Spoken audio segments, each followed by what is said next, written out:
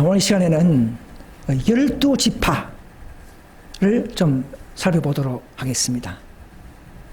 우리가 구약의 12지파를 좀 알아야 하는 것은 신약 성경에도 계시록까지 12지파가 고스란히 나오기 때문에 구약의 12지파의 그 양상과 예언과 축복들을 잘 살펴보면서 우리는 신약의 지파도 어떻게 상황이 변하고 마지막 구원의 바로 13만 4천인과 연관이 있기 때문에 그런 것입니다.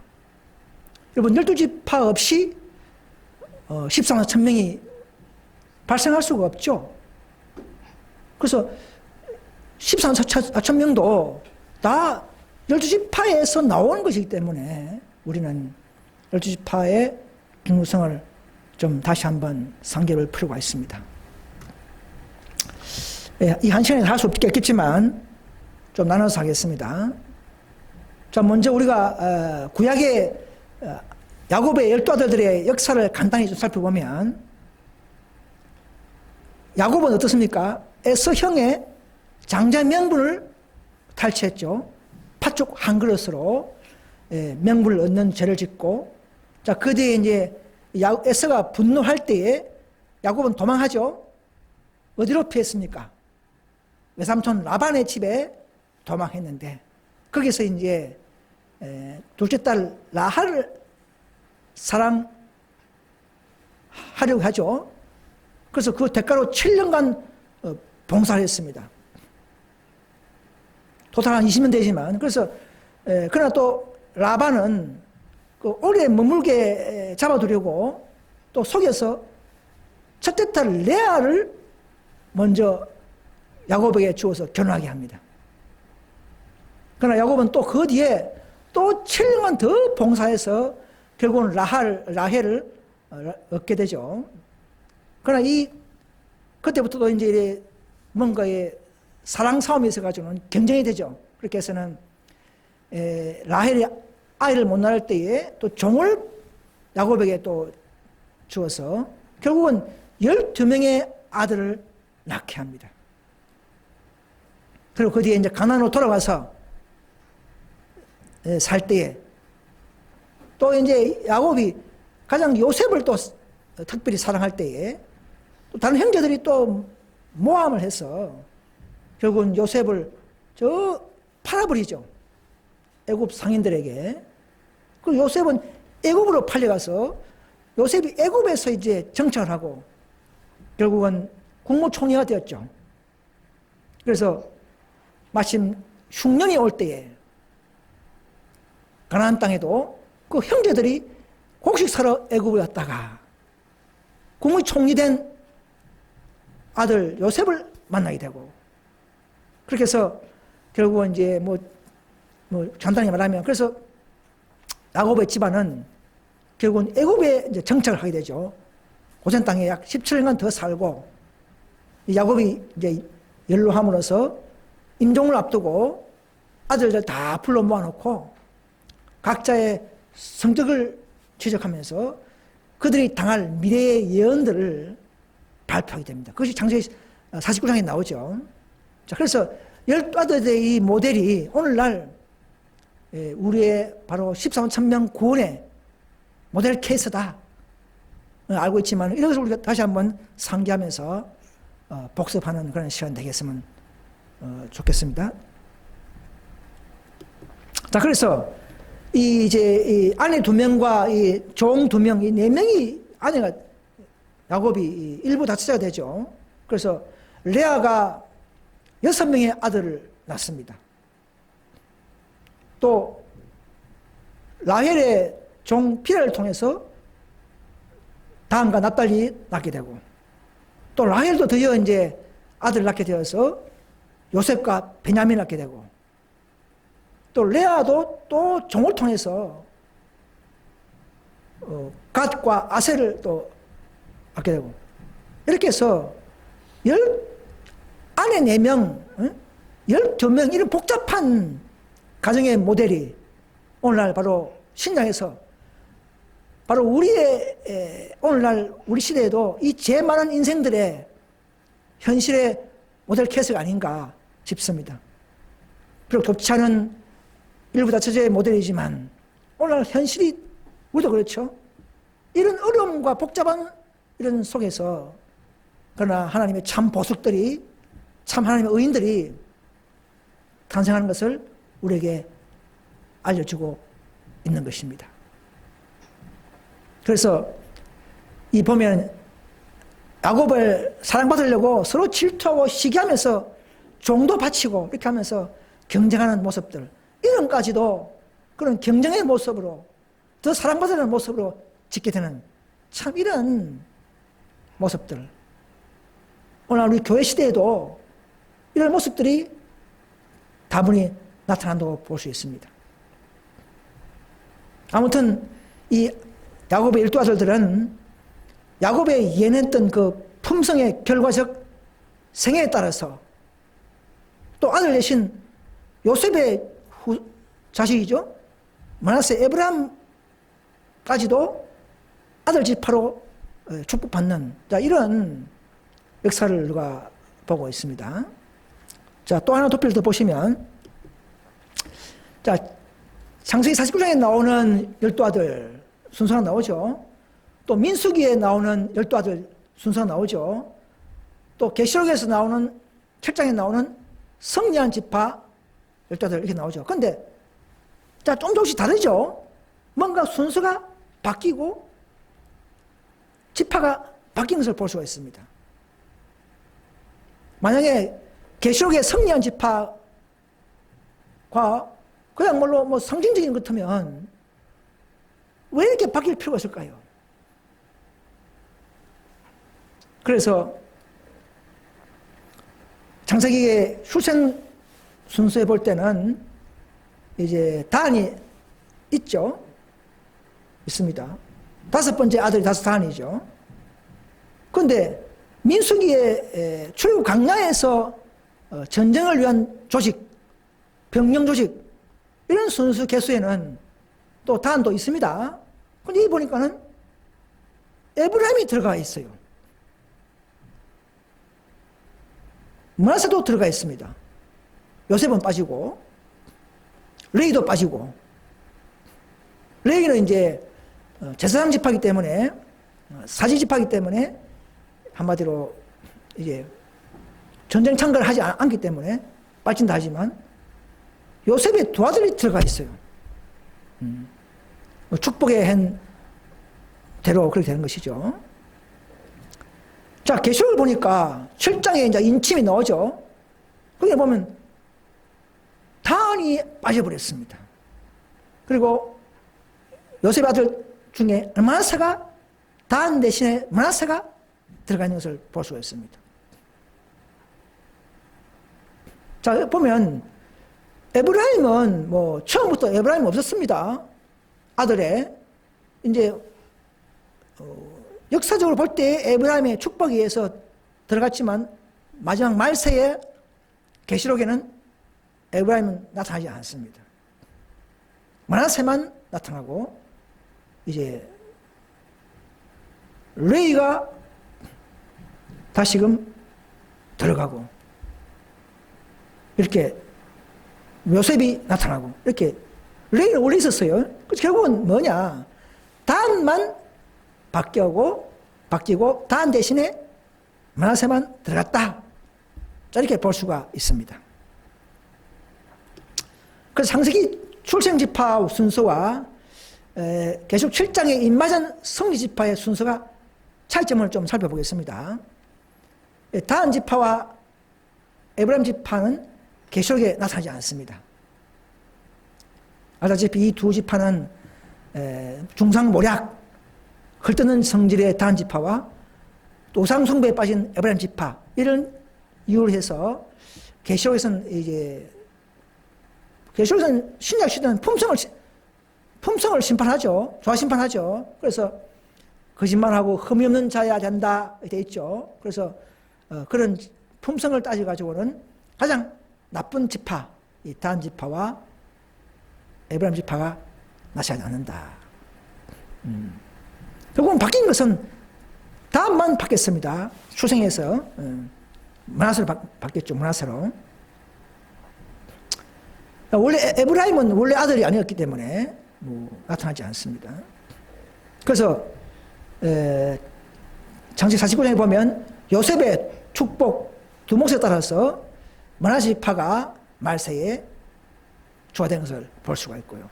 다른 지파는 앞에 말씀한 것처럼 9월에 탈락하는 품성 모델이기 때문에 탈락한 것으로 알 수가 있습니다.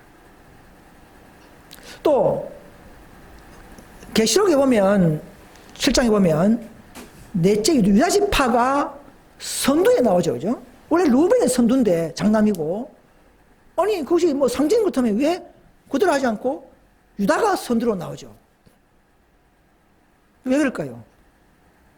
뭔가 신약에서는 신약적 혈통이 아니고 신약적 영적 이스라엘의 품성으로 인한 심판한 지파로서의 순서가 된 것으로 우리가 알 수가 있습니다. 유다는 또 예언 축복에서 또 그렇게 홀이 유다를 떠나지 않는다. 다윗이 유다 지파죠. 이겼기 때문에 아마 재류에 나오는 것을 알 수가 있습니다. 그래서 신약의 12지파는 영적 지파다. 혈통 계보나 이름순이 아니고 말세 영적 12지파는 좌심판의 결과로 품성의 승리에 따라서 변동 분류되었다고 우리는 볼 수가 있습니다. 그 신약 12지파는 구약의 혈통적 순서가 아니고 품성에 관여된다 하는 것을 우리가 다시 한번 알 수가 알아야 되고, 많은 개신교인들은 모르기 때문에 그것을 한번 생각해 보아야 합니다. 자, 장남 유벤이 무슨 죄로 이렇게 다 장자권을 상실했습니까? 피라와 관계에 이런 건전상간이죠. 그런 문제를 강간 문제로 해서, 그래서 세 가지의 장자권이 뺏겼죠. 첫째는 주도권, 왕권이 뺏겼습니다. 왕권은 누구에게 했느냐? 넷째인 유다에게 가버렸습니다. 넷째 유다에게, 유다 지파를 통해서 나라와 메시아가 탄생했대죠. 예수님까지 나오는 지파가 유다 지파가 되었습니다. 원체는 루벤 지파에서 예수가 나와야 되는데 유다 지파에서 다윗과 예수님이 나오도록 하신 것입니다. 역대상 5장 2절 보시면 참 이게 참 좋은 말이 있죠. 유다는 형제보다 뛰어나고 주권자가 유다로 말미암아 났을지라도 장자의 명분은 요셉에게 있느니라, 이 말입니다. 기록상에 보통 혈통적으로 보통 루벤이고, 루벤 끝났고 유다가 또 주권자 되지만 이 기업의 명분, 상속권은 요셉에게 있다. 자, 그래서 이게 뭐냐면 하나님은 한 번 구원이 영원한 구원이 아니고 한 번 재림 교회가 영원히 남은 게 된다, 이런 보장은 없습니다. 구약에서도 이런 큰 죄를 지으면 주권이 넘어가는 것을 보실 때에 오늘날 우리도 많은 교훈을 얻어야 합니다. 개신교에서 재림교로 촛대가 넘어가고, 재림교에서 개운동교로 넘어가고, 또 개운동교도 시험에서 잘못되면 분명히 또 남은 교로 또 넘어가는 것을 여러분 알아야 합니다. 여러분, 우리가 이것을 알지만 다시 한번 제가 강조하고 싶은 것은 바로 그겁니다. 그래서 이 장자 루벤의 그 큰 특권이 이제 지도권, 왕권은 유다에게 넘어갔다, 이 말입니다. 뒤에도 나옵니다만 유다도 죄가 있었지만 정말 또 큰 일을 했기 때문에 다시 좀 유다에게 주어졌죠. 자, 그 다음에 또 장남 루벤의 죄로 말미암아 유산의 상속권은 또 누구에게 넘어갔는가? 유산, 상속권. 자, 히브리 율법에는요, 장남은 아버지의 재산의 2배를 갖게 되어 있어요. 목을 나눌 때에. 그런데 그 땅 기업의 할당이 요셉에게 넘어갔습니다. 요셉이 순결했죠. 그래서 이 순결한 자는 천국에 있을 것임을 하지 않습니까? 그래서 정말 이 므낫세와 에브라임에게 결국은 자손들이 할당받는 땅을 받는 놀라운 그런 역사를 우리가 지도상에서 볼 수 있죠. 그래서 부조의 선지자 보시면 야곱이 이제 뭐렇게 했냐면 두 아들 에브라임과 므낫세는 내 것이라, 루벤과 시몬처럼 내 것이 될 것이라 이렇게 말했죠. 그래서 이 두 손자지만 입양 되듯이 한 족속의 족장이 되고 루벤이 잃어버린 장자의 권리 중에 하나가 요셉에게 넘어가고 요셉은 이스라엘에서 2 몫을 차지했다 이 말입니다. 그 다음에 또 이제 또 장남 루벤의 죄로 말미암아 제사장 직분은 누구에게 넘어갔는가? 제사장, 원래는 장자가 제사장이죠. 가정의 제일 장남이 제사장되어야 됩니다. 그런데 죄로 말미암아 셋째 아들 레위 지파에게 넘어갔죠. 이 레위도 시몬과 함께 큰 죄를 지었죠. 세겜 사람을 다 죽여버렸죠. 그렇지만은 야곱의 저주를 받았지만 모세 시대에 금송아지 숭배할 때에 레위 지파는 참여하지 않았어요. 그래서 하나님께서는 이 레위 지파를 특별히 성별해서 제사장 지파로 삼으셨습니다. 레위 지파는 제사를 맡는 지파이기 때문에 전쟁 참가도 하지 않습니다. 그래서 이 민수기 소식이 보면 레위 지파는 빠져 있어요. 신명기 보면 33장 8절에 보시면 그들은 주의 말씀을 준행하고 주의 언약을 지킴으로 인함이라 이렇게 했습니다. 레위 지파는 언약을 잘 지켰어요. 그래서 언약을 잘 지키는 백성이, 즉 순종하는 백성이 제사장이 되는 것이죠.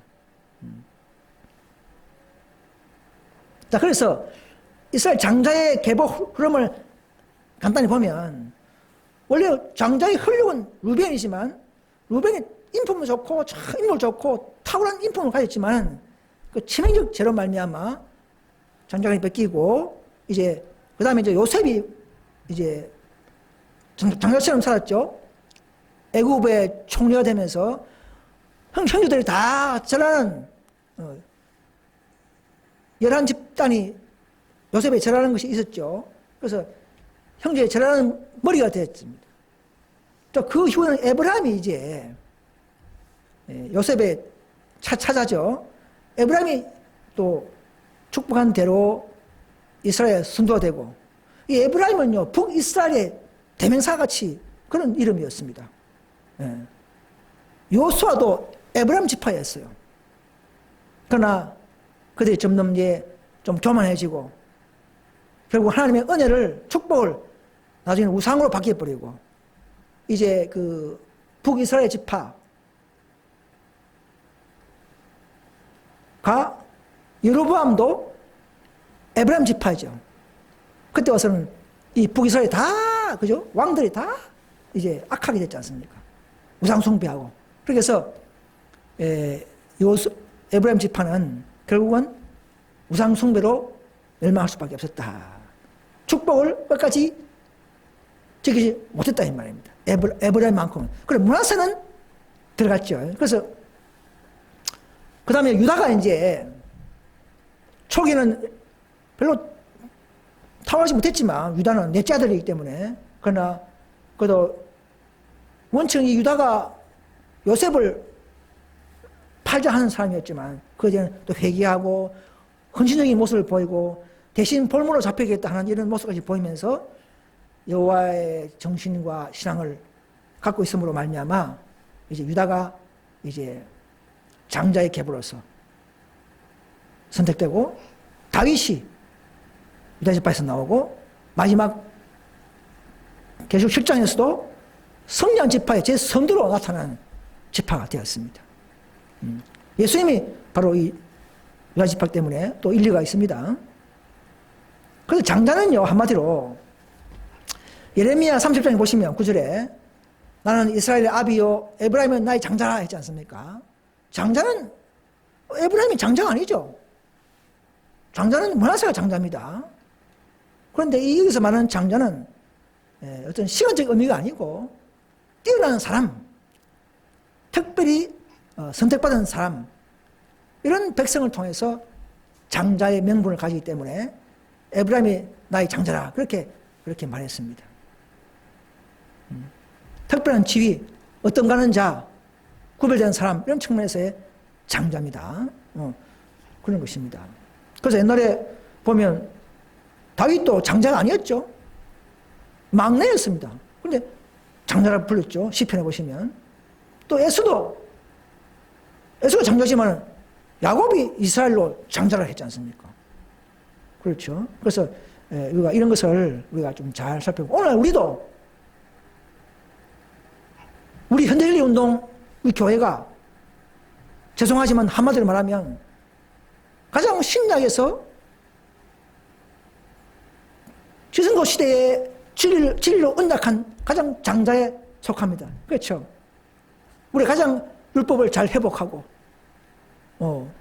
재혼 문제까지도 회복하려는 이런 정과 흠이 없는 하나님의 율례와 율법을 높이는 회복하는 이런 정신, 이런 자들이 오늘날 영적인 장자의 교회 모습인 줄 믿습니다.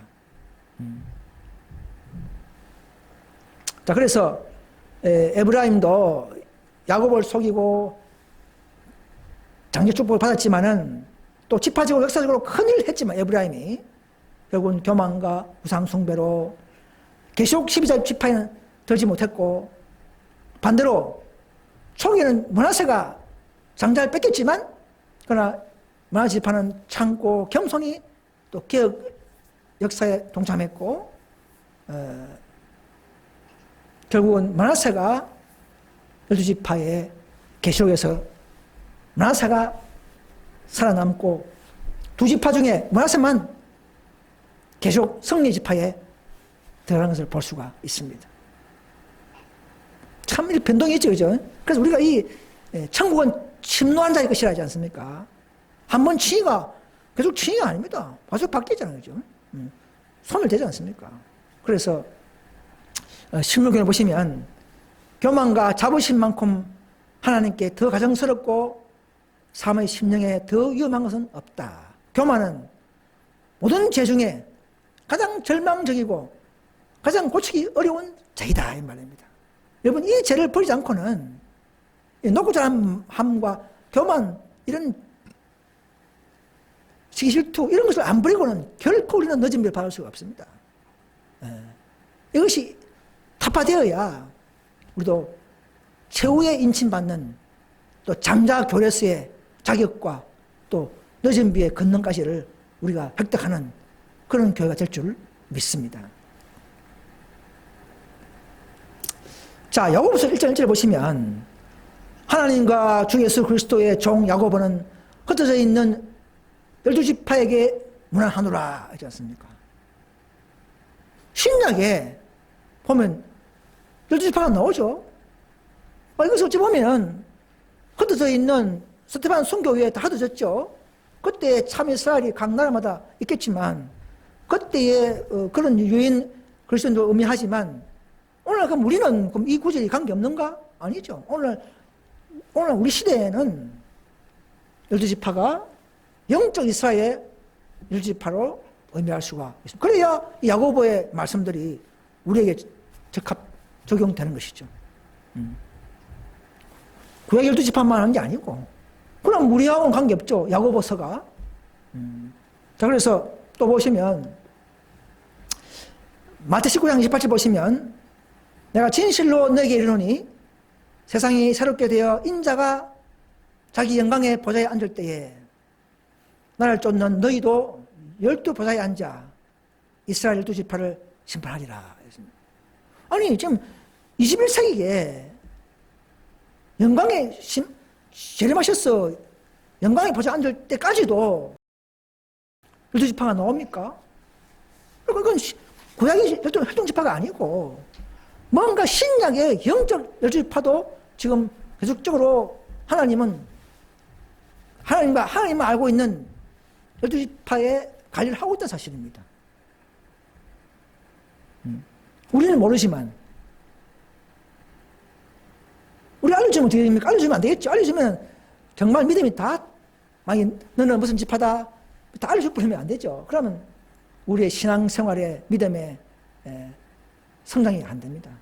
교만해지고 기만에 빠지고 그렇게 되죠. 그렇기 때문에 이것은 알리지 않고 하나님만 12지파를 관리하면서 기록하고 흉패에 있는 12지파가 하나씩 하나씩 이렇게 승리하면서 완성돼가는 것을 우리가 생각해야 합니다.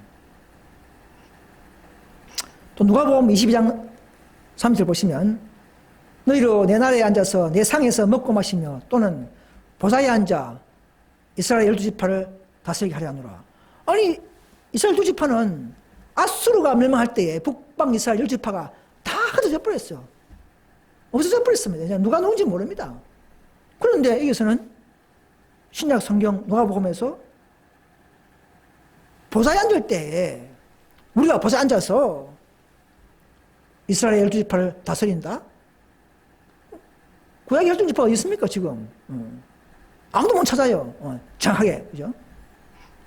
신약에서 하나님께서 알고 있는 관리하고 있는 12지파가 있음을 우리가 여기서 생각해야 되는 것입니다. 그럼 신약 12지파는 어떤 백성들이냐? 자, 계시록 14장 5절 보시면 그 입에 거짓말이었고 흠이 없는 자들아 있지 않습니까? 그래서 신약 12지파는 정말 품성이 성화된 자들을 말합니다. 흠이 없다 이 말은 정말 철저히 회개했고 그렇게 순종한 삶을 살 때 말한 것입니다. 외모적인 것만 아니고요. 외모적인 걸 따르는 게 아니고 정말 회개한 백성. 또 이사야 보시면 구속자가 시온에 임하여 야곱의 자손 가운데서 죄가를 떠나는 자에게 임하리라. 죄를 떠나는 자가 바로 12지파, 신약의 12지파, 바로 13천명이라는 것이죠. 신약에서는 이제는 품성을 가지고 다루는 것을 우리가 볼 수가 있죠. 죄가를 떠나는 자, 정말 죄를 버리는 자. 그러니까 입에 거짓말이 없게 되는 정도의 품성이죠. 성화된 생애를 사는 자들이 바로 13천명이 되는 것입니다. 또 보면 스바냐의 보도가 나오죠. 3장 13절에 이스라엘 남은 자는 악을 행치 아니하며 거짓을 말하지 아니하며 입에 게으른 혀가 없으며, 그죠? 입에 거짓말 하지 않는 정도 되면 얼마나 품성이 좋겠습니까? 그죠? 또 말라기 3장에 보시면 그가 언을 연단하여 깨끗게 하는 자 같이 앉아서 너희 자손을 깨끗이 하되 검은같이 그들을 연단한다는, 계속 성화한다는 말이에요. 품성을 예수님처럼 닮아가는 그런 성화의 무리가 바로 신약의 12지파의 바로 13천명의 모습인 것을 우리는 다시 한번 강조드리고 증거하고 있는 것입니다. 왜 그러냐면 시중에 있는 많은 그 잘못된 개신교 교파들 보시면 13천명 가르치지만 신천지 교회를 예를 들어서 보면 품성을 안 가르칩니다. 품성은 뭐 술도 마셔야 되고 이렇게 다 가르쳐요. 그건 성경적이 아닙니다. 그냥 뭐 이론적으로만 그냥 계시로 가르치지만 사실은 제일 중요한 것은 품성적 승리한 자가 바로 12지파요 13,4천명인 것을 알아야 하는데도 그들은 그렇게 품성적으로는 가르치지 않습니다. 그렇다면 그 교회는 잘못된 교회요 참 진리가 아니기 때문에 나와야 하는 것입니다. 그래서 왜 이 12지파 13만 1000명은 천국 가서 특별히 하늘 지성소의 봉사자가 되는가? 다 구원을 받지만 믿음으로 이들은 특별히 지성소에서만 봉사하는 자가 바로 13만 1000명이죠. 이들은 처음 익은 열매는 다 여호와의 것이기 때문에 여호와 곁에서 봉사하게 하신다는 것입니다. 또 이 무리들은 그냥 예수 믿음 차원이 아니고 그럼 기초복음의 기별이 아니고 지성소에서 주어지는 기별로 가지고 경험하고 성립했기 때문에 이 시대에 탄생한 무리이기 때문에 역시 지성소에서 봉사할 수밖에 없는 것이죠. 또 마지막 이 무리는 핍박 속에서도 마치 레이지파처럼 안식이 무너질 때에 안식이 파괴될 때에 안식을 높이고 지킨 백성들로서 제사장 자격이 있죠. 그래서 특별히 지성소 봉사에 합당하게 맡기는 것입니다. 다 이치가 맞죠, 그죠?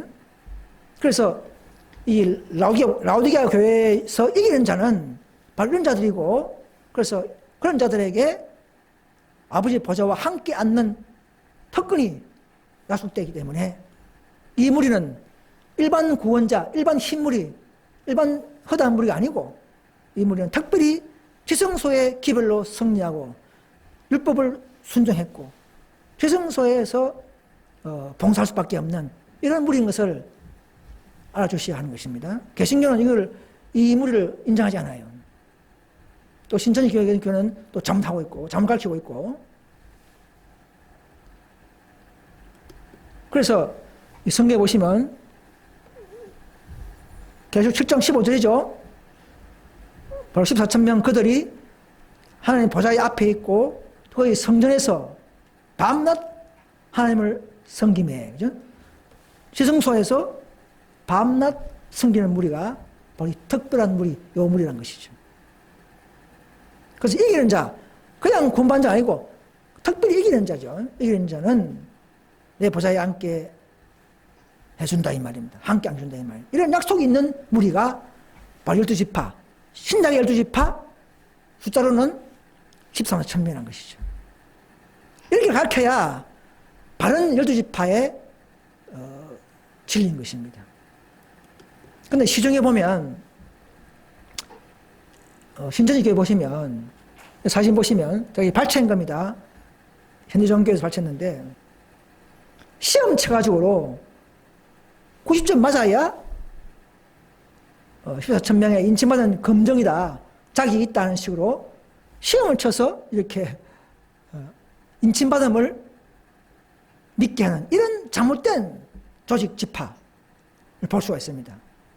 그래서 사탄은요, 참나무 무리가 이를 가르치기 때문에 마귀도 모방해서 거짓 12지파를 만들어서 이렇게 막 온 개신교를 속이고 있는 것을 볼 수가 있습니다. 저는 왜 이 신천지를 자꾸 이야기하냐면 10몇 년 전부터 저는 신천지의 교리를 접하고 연구하면서 그들을 부상해 보면서 한국에 한 20만 명 되죠, 지금. 간 있는 사람들 정말 신실한 분들이 많이 있죠. 그래서 뭐 그게 진리인 줄 알고 가다가 모든 직장 버리고 학교 그만두고 이렇게 하면까지 그걸 따르는 걸 볼 때 얼마나 제가 마음이 아프고 불쌍해서 전 특별히 그 무리를 위해서 간 있는 신실한 무리를 사랑하고 그들을 위해서 제가 이런 말씀을 또 간간히 드리는 것입니다. 왜?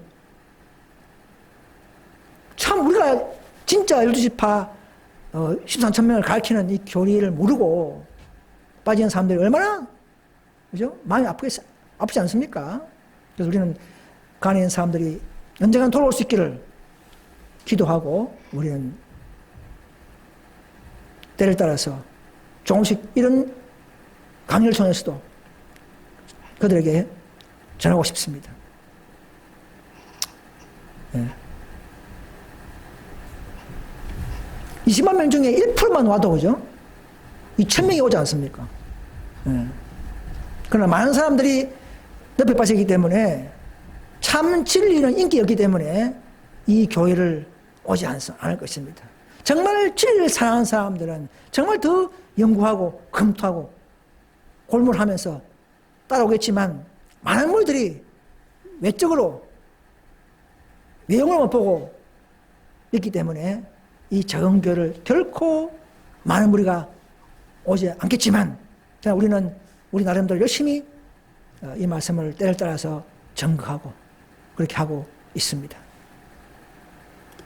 그래서 이 보면 신천지 보면 잘못됐죠. 여기 보시면 신천지에 들어올 수 있는 자격은 계시 말씀으로 입맛은 잘해야 한다. 약 300문제의 수료 시험에 90점 맞아야 합격하며 또 12문안으로 들어와야 12지파에 소속되어야 청권다. 이렇게 가르치고 있어요. 정말 이게 잘못된 것이죠. 품성입니다. 지식 수준의 시험이 아니고 품성으로 이 입에 거짓말이 없는 정도의 흠이 없는 정말 품성으로 들어가는 것이지 시험 쳐서 들어간다. 이것은 정말 유치한 교리인 것을 믿고 신천지인들이시여 정말 진리를 사랑하고 정말 천국 가기를 원한다면 참교로 돌아오시길 간절히 바랍니다.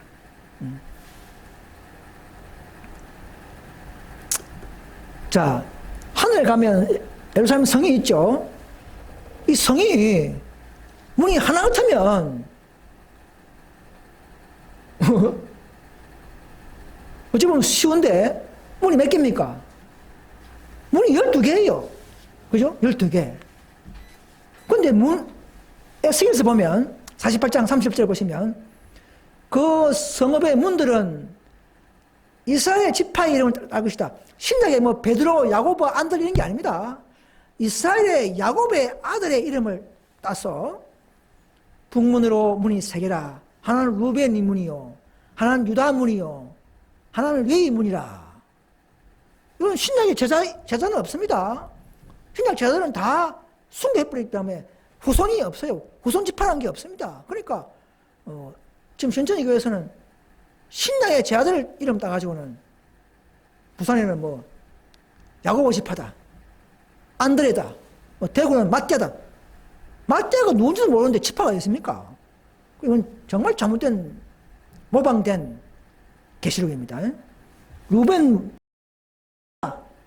레위 이런 문을 해야 맞습니다. 그런 이름이 탁 문에 딱 이름이 있어요. 그래서 자기 지파대로 들어가야 합니다. 천국 공부받을 때에 우리는 그냥 14천 명 되면 되는 게 아니고 바로 14천 명이지만 자기 지파를 알아서 자기 지파의 문으로 들어가야 합니다. 내가 뭐 루벤 지파인지 갓 지파인지 모르지만 앞으로는 하늘 가서 유리바닷가에서 아마 하나님께서 검은고 받고 멜루감 받고 할 때에 그때 너는 이리로 들어가라 이렇게 해서 아마 분류할 줄 믿습니다. 지금은 알려주면 혼란이 오면 안 되죠, 믿음에. 그래서 지금은 분명히 12지파가 있지만 지금 신천지처럼 그렇게 막 신약 지파라든지 한국에만 이렇게 만드는 지파가 아니고요. 정말 잘못된 겁니다. 우리는 정말 영적인 12지파를 형성 중이고 또 인치는 중이기 때문에 우리는 오직 예수 믿음으로 그냥 우리는 항상 순종하면서 우리는 그렇게 살면 주님께서 우리를 마지막에 분류할 줄 믿습니다. 자, 이것만 봐도 우리는 저는 신천지 교회에서 나오지 싶어요. 여러분 정말 진리교회라면은 정과 흠이 없어야 되죠. 분명히 흠이 있잖아요. 신천지 교회에서 신약의 지파 이름을 땄기 때문에. 그러면 그 교회는 참 계시가 아니고 참 되는 영이 아니다 를 아시고 하숙히 바른 진리 교회로 바른 12지파 바른 13천 명의 진리로 나오시기를 간절히 호소드립니다. 왜냐하면 우리가 안 그렇게 하면은 누가 이런 말을 해서 간의 영혼들을 살리겠습니까? 저는 그런 마음으로 항상 그들을 위해서 일하거나 만나기를 원하고 있었어요. 자, 그래서 지상에 있는 출애굽 당시에 성소 제도의 진 배치도 이 삼지파, 12지파가 다 이렇게 구성했죠. 똑같이 마찬가지로 하늘 내려가는 성도 똑같이 3지파씩 다 이렇게 돼 있어요. 그래서 12지파가 중요한 것이죠. 다음에 또 좀 말씀드리겠지만, 그래서 아무튼 이 화이분 책에 보면 초기 문집 보시면 계시를 봤는데 보니까 하늘 천국 가서 성전에 보니까 그 성전이 7개 기둥이 있고 또 그 성전에 바로 13만 천명의 이름이 검은 글씨로 석판에 새겨진 것을 봤습니다. 성전 안에서. 그 성전이 있고 성이 있습니다. 성전과 성은 좀 떨어져 있어요. 성전에서 봤다면 성이 아니고 14천명의 우리 각자 이름들이 다 왜 마지막 최후의 남은 무리로서의 율법의 보증인들, 최후의 교회에 이기는 자, 이런 자들을 특별한 공로로 아마 삼아서 이름을 새겨주는 것 같아요. 그래서 성전에 가니까 이름이 있다. 그래서 이들 보고 너는 큰 만찬에서 나왔고 나의 뜻을 향하였으며 나를 위하여 고통을 당했다. 이제는 내 만찬에 참여라. 이렇게 하면서 우리 예수님이 말하신 걸 말하고 있습니다. 일반 구원자가 아닙니다. 이 무리들은요. 그래서 또 보면 드디어 우리가 성전에 들어가려고 할 때에 예수님께서는 부드러운 음성으로 바로 14만 천명만이 이곳으로 들어간다. 많은 사람 들어간 게 아니고 딱 정확하게 14만 천명만이 이곳으로 들어간다. 이 성전은 그렇죠? 7개의 기둥이 있다.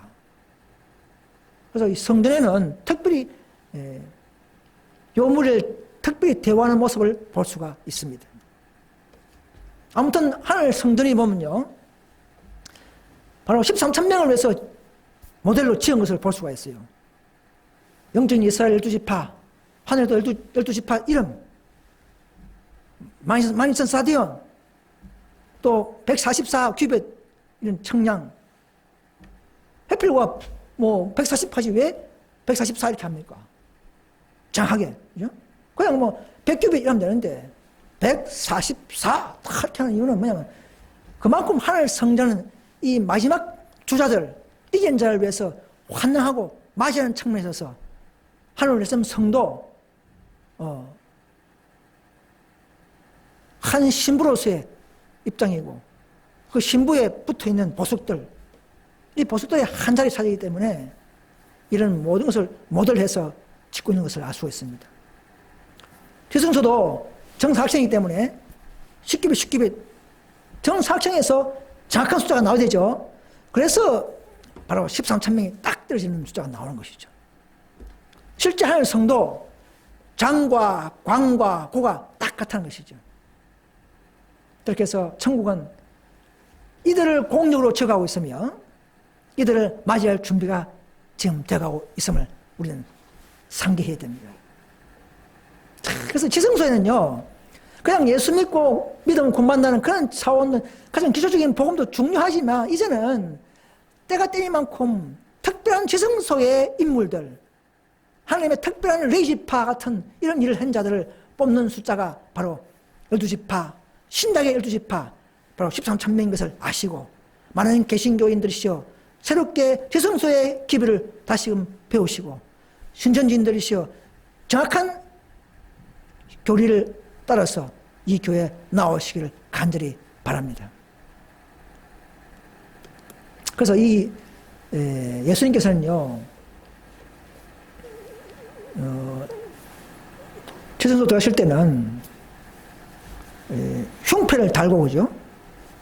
대제사장이 들어가듯이 대제사장도 흉패를 갈고 들어가듯이 예수님도 대제사장이기 때문에 12지파의 흉포를 입고 들어갔습니다. 동일한 반복하는 겁니다. 그럼 그 흉포가 신약의 12지파죠. 구약은 뭐 지파가 없어졌으니까. 그럼 신약의 12지파 이름을 다 새긴 것을 예수님은 보고 있어요. 누가 더 성화되는가? 누가 믿다가 떨어지는가? 에브라임처럼, 단처럼. 그래서 그때는 슬퍼하겠죠? 그렇게 하면서 예수님은 오늘 또 우리를 기다리고 계시는 것을 우리는 생각해야 합니다. 이 놀라운 사실이죠, 그죠? 놀라운 신약의 12지파에 만드시는 모습, 부르시는 모습을 우리는 항상 상기하고 살아야 할 필요가 있습니다. 여러분, 재림교회에서요, 어떤 말이 있냐면, 그 14,000명 그 중요한 게 아니다. 뭐, 실제 순지, 상대 순지 따질 필요 없다. 예수 잘 믿으면 된다. 이런 생각하시는 분이 있는데요.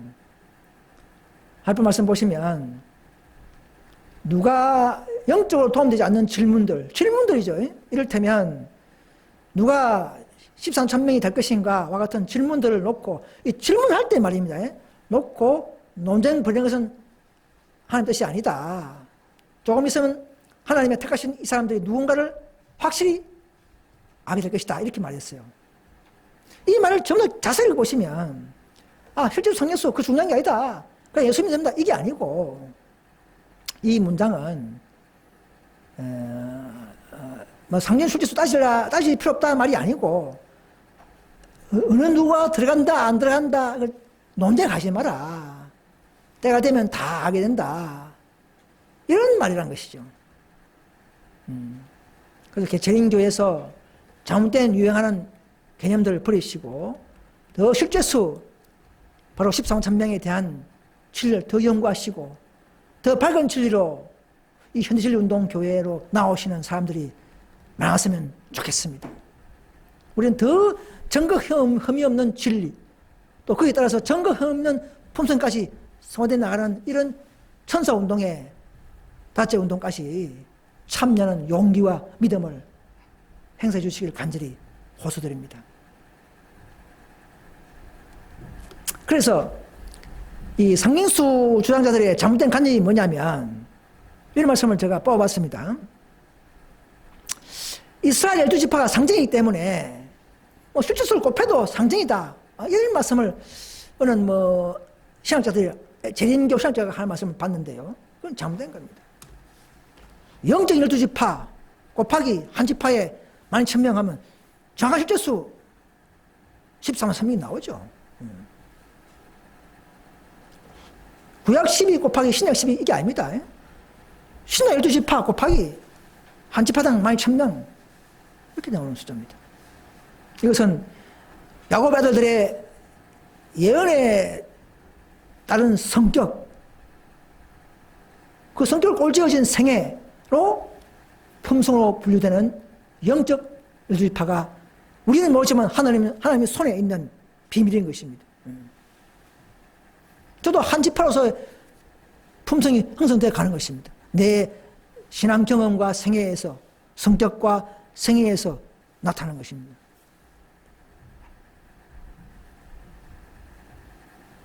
또 두 번째는, 구원받는 하나님의 백성의 전체를 나타내는 상징 그룹이다. 이런 재림교 목사님들이 많이 가르쳐요. 상징 그룹이다. 아닙니다.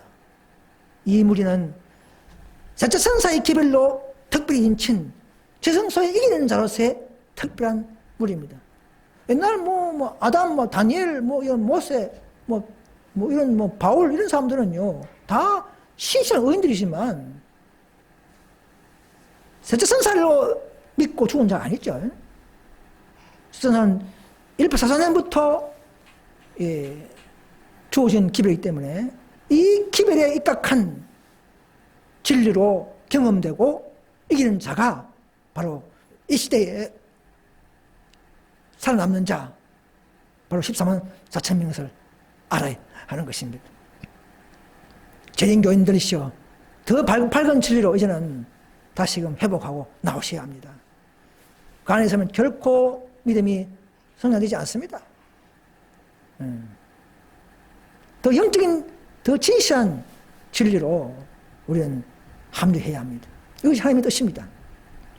또 세 번째, 계시록에 나타난 어떤 지파 이름은 구약에 있는 것과 동일한 지파가 아니므로, 그래서 문자적인 실제 지파가 아니다 하지만 다른 지파가 없다, 모아서 들어갔다, 그렇다고 해서 실제가 아니라고 할 필요 없는 것이죠. 야곱의 9장에 나오면 야곱의 예언된 축복과 또 조심판을 통해서 결과적으로 승리한 지파로서 분리된 것이 바로 계시록 7장에 나오는 지파의 순이라는 것이죠. 또 어떤 분들은 셀 수 없는 무리와 바로 13천 무리는 다른 무리가 아니고 동일한 무리다, 이렇게 재림교 목사님들이 많이 가르치는 걸 봤습니다. 셀 수 없는 무리와 13천 무리는 완전히 인진 방법이 다르고 탄생한 씨가 다르고 라우디게아 시대죠. 이들은 말세에 특별히 증상이 표를 이긴 자들이 대부분이겠죠. 이런 무리의 율법에 보증이 되기 때문에 결코 조용히 그냥 예수 믿고 죽은 자들과 허다한 무리와 같은 무리가 될 수가 없습니다, 여러분. 말세에 남은 교회는 정말 정거 흠이 없는 교리를 위해서, 진리를 위해서 회복하고 수고하기 때문에 이 교회야말로 이 시대에 진정한 남은 교회인 줄 믿습니다. 자랑이 아니고 어떤 교만이 아닙니다. 여러분, 바르게 이렇게 알리는 것입니다. 그래서 이제 이 상징수가 아닌 이유는, 아니 상징수를 그러면 말라고 루벤 지파가 제로해야지 말라고 유다 지파가 올라가 있습니까? 이것은 또 다른 지파가 왜 타락합니까? 품성을 실제 심판한 결과이기 때문에 그런 것입니다. 신약에서는 품성으로 조화 심판해서 지파가 새롭게 분리된다는 것을 알 수가 있습니다. 안 그러면 왜 바꾸겠습니까? 그대로 해버리죠. 여러분, 이기는 자라는 말은 항상 이긴 자가 이름이 나오죠. 이름이 등록되기 때문에. 그러면 이름이 등록되기 때문에 실제수라는 것이죠. 상징수가 될 수가 없습니다. 또 제자선사가 인을 치고, 우리 직접 인을 치고 장부에 기록하고 하늘에 보고하고 기록한 숫자이기 때문에 실제 이름들을 장부에 기록한 실제수입니다. 진행 중입니다. 그죠? 실제 우리 각자 이름을 기록하고 있는 것입니다. 그런데 그게 왜 상징으로 나타나야 할 이유가 뭡니까? 그래서 계시록 7장에 나타난 12지파는 야곱의 아들들의 특성으로 나뉜 영적 12지파이므로 각각 개성적 품성으로서 승리한 자인 줄 다시 한번 말씀드립니다. 이들은 특별히 지성소에서 봉사도로 뽑기 때문에 숫자 제한이 있습니다. 그냥 구원의 제한이 아니고 지성소의 특별 봉사도로서의 숫자이기 때문에 제한적인 숫자가 되는 것입니다. 이것을 잘 개신교에서는 이해해 주시면 대단히 감사하겠습니다. 그래서 이는 화이불 말씀인데요. 1844년부터 인치고 있고 하기 때문에 죽은 헤스팅 부인도 화이불 그래서 그녀가 인침을 받았다 했지 않습니까? 과거로, 그죠? 그렇기 때문에 이건 개신교는 잘 모르는 내용이지만 아무튼 화이불 말씀 보면 이미 죽은 헤스팅 부인도 인침받고 죽었다고 이렇게 말하는 걸 볼 때 생애빛처럼 교리처럼 환란 통과제부터 인친다 그런 것은 잘못된 것이죠. 그 생애빛 교인들도 참 남은 교회로, 완전한 진리 교회로 다시금 돌아오셔야 합니다, 여러분. 우리는 더 하나님의 뜻을 따라가는 자리이기 때문에 그런 정신을 우리가 살아야 합니다.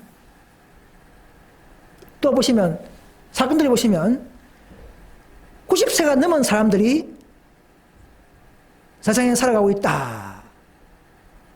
그들은 하나님을 믿고 하나님은 그들을 상하신다. 하나님의 인이 그들에게 찍혀있다 하잖아요. 과거, 그죠? 찍혀있다 하지 않습니까?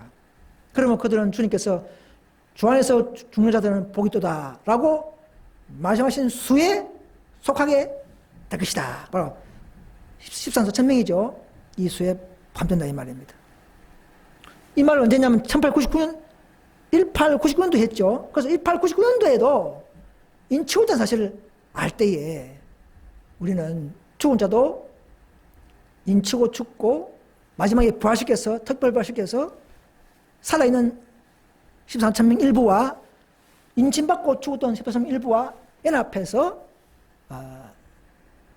같이 살아서 천국 간다는 사실을 아셔야 합니다. 여러분, 지금은 예수님께서 2년 치시고 이제 시온산에 시온교회 모으죠. 그래서 사도 요한은 계시 중에서 짐승과 싸워서 이긴 바로 13,000명을 2000년 전에 벌써 계시를 봤죠. 보고 오늘 우리에게 희망을 갖게 합니다. 아, 이긴 자가 있구나. 우리에게도 따라오도록 희망을 주고 있는 것입니다. 어린 양과 함께 선 실제 수 바로 13,000명이 결코 마귀에 속지 않고 세속에 타협하지 않고 결국은 살아서 승리한 자들 눈으로 보게 하시고 우리도 그 수에 들어오도록 동의하는 것입니다. 그러나 지금 세상엔 천주교 또 타락한 개신교 정신나라와 합류해서 이 나은 무리를 공격하고 타락시키고 교회를 따라오면서 타락시키죠. 개신교도 타락해버렸고 재림교도 타락해버렸고 깨우는 교회도 또 허물이 생겨버렸고 이제 우리가 더 도망 나오면서 최후의 남은 교회를 유지하면서 마지막 이 예언을 성취시키기 위해서 저 여러분들의 노력과 열성과 믿음이 필요한 것입니다. 계속 10장 14절에 보시면 저희는 기생형이라 이적을 통하여 온 천하 임금들에게 가서 하나님의 곧 전능하신 이의 큰 날의 전쟁을 위하여 그들을 모으더라. 마지막 일요일이냐 안식이냐 마지막 믿음의 시험 전쟁, 율법 전쟁, 예배 계명 순종 전쟁, 즉 짐승의 표죠. 이 사건을 위해서 이런 모든 타락한 단체들이 마귀의 사주를 받고 자기들 잘 모르고 있지만 자기들은 모르고 있지만 정신나라와 연합해서 이 마지막 성과학의 대쟁투에 결국 우리를 안식을 못 지키게 하는 이런 놀라운 사건이 앞으로 일어날 것입니다. 여러분. 그 초기 문제 보면 사탄은 이 인치한 시기 동안 하나님의 백성들의 마음을 현재 진리로 돌이켜 그들이 흔들리도록 하기 위해서 온갖 계획을 다 쓰고 있다. 물질 탐욕, 스포츠, 연애, 오락 등의 마음을 다 뺏기 만들고 생활이 바쁘게 만들어 그래가지고는 진리를 연구하고 검토할 마음이 없게 만들어버렸습니다. 개신교에서 안식교 진리를 연구할 시간이 없도록 만들어버렸습니다. 그만큼 저도 살아보니까 생활이 바빠서 점점점 이제 시간이 많이 쫓기고 있습니다. 또 마귀는 이 중요한 14,000명의 진리를 이단들의 전용 교리로 착각하게 보게 해서 싫어하도록 만들어버립니다. 많은 개신교는 이게 속아버렸습니다. 기존 개신교는 기초 예수 복음, 십자가 복음만 좋아하고 아멘 하면서 매달리면서 믿음만 구원한다, 믿음만으로 구원한다는 이런 사상에 안주하고 있습니다. 그래서 안식시키는 것을 뭔가 율법적으로 보고 뭔가 행위로 보고 점점점 실증 느끼게 만드는 착각하게 되는 이런 역사가 기독교계에 팽만해 있습니다. 하나님은 호세아 4장 6절 말씀처럼 내 백성이 지식이 없어 망하도다. 내 백성이 이 지성소에서 하나님의 사배 지식이 없다 이 말입니다. 개신교인들이. 여러분 이런 새로운 진리가 나타날 때에 들었으면 더 연구하시고 검토하면서 더 따라 나와야 되는데 이런 새롭게 나타난 빛을 거절하면 점점 양심이 무뎌지고 완악해져서 기만에 빠지고 결국은 사탄의 포로가 되어버립니다. 개신교회는 제처선사의 기비를 빛을 깨달아야 되고요. 재림교회는 제처선사의 내려옴 18장 천사의 시작의 상황을 깨달아야 하고요. 또 개혁운동 교회는 다트 선사의 또 다른 무리의 존재를 인정해야 하고 개혁의 완성이 어떤 것인가를 깨닫는 이런 빛에 여러분 골몰하시고 검토해 나가면서 전진해 나가야 합니다. 이것이 개혁운동이에요. 살아있는 교회는 개혁하는 교회요. 개혁하는 교회는 전진하는 교회인 것을 아셔야 합니다. 진리의 전진이 우선이죠. 그래서 1절에 보시면 나는 백성들이 그전에 빛이 크면 클수록 그들에게 다가온 기만과 흑암의 색이 클 것을 보았다. 진리를 거절할 때에 사람들은 포로 곧 사단의 기만의 백성으로 나게 된다 이 말입니다. 처음엔 잘 몰라요. 한번 거절하면요.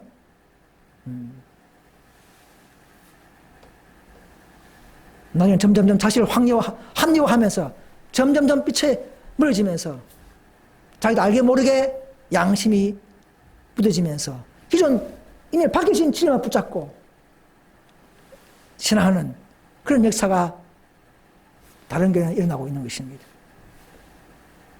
여러분, 바로 13선명이 차면 은시가 곧 끝나버리죠. 선지자왕 364페이지 보면 원하신 하나님께서는 지금도 정확하게 열국과 계산하신다.